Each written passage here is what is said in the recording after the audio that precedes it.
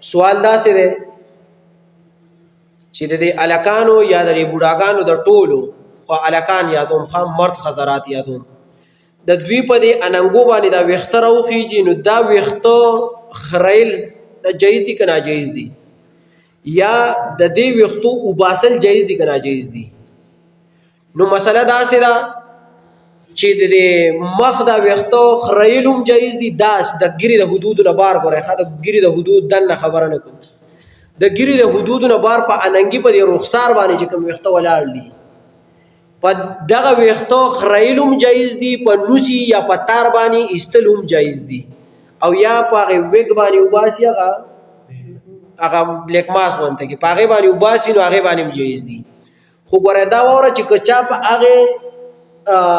دغه باندې بلیک ماس ته که څه چې په هغې باندې وباسل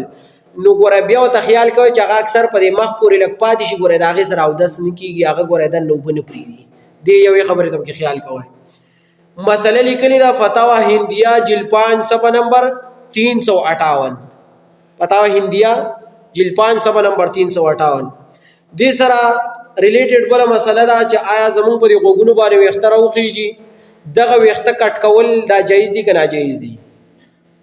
نو عام طور دا غوږ ګوره د سر په حدودو کې راځي دا د دې پوله غونته کې ده